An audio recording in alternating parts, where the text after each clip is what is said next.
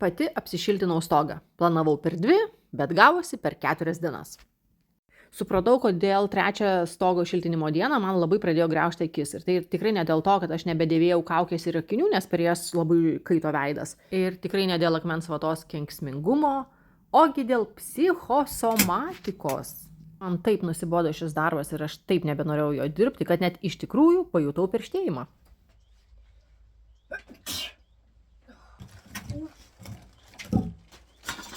Tai overall darbas nėra sunkus.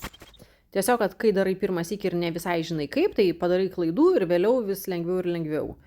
O sunkiausia dalis yra ne tik grūdimas, jeigu gegnio atstumai yra per maži, bet dar ir prišaudimas. Tikrai, man buvo labai sunku su tuo prišaudėju dirbti, nes jis nesispaudė. Tai būtų faina naudoti 2 rankas, bet su viena ranka laikai siūlą, su kita šaudai ir kas gaunasi, tas gaunasi. Šį darbą aš rekomenduoju visiems. Nes jeigu jūs neapsišiltinat patys savo stogo, tai žinokit, jūs esate visiškai tinginukai, nes čia nereikia nei žinių, nei kažkokių spec gabumų. Tiesiog kaip ir gyvenime. Imi ir darai, o kai darai, tai ir darosi. Na ir pasigrožėkite dirbančių žmogumi. Nedažnas vaizdas.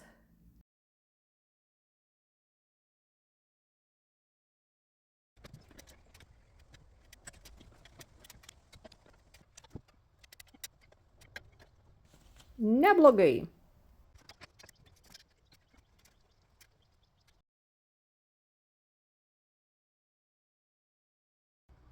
Nice.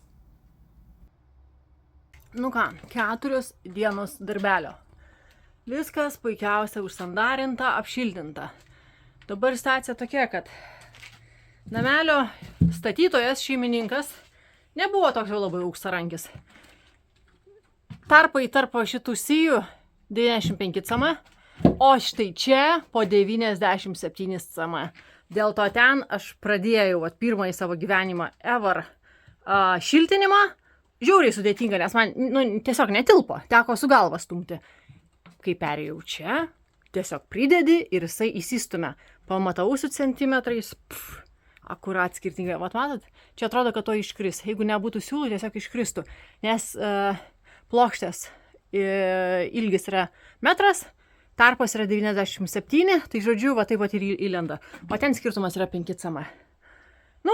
Tai gyveni mokaisi, kai darai savo, broko daryti nereikia, ir centimetrai turi sutapti su centimetrais. Ten mano šiandien apšildinta, kaip gražiai. Galima čia bus vasaroti ir vargo nematyti. Yes.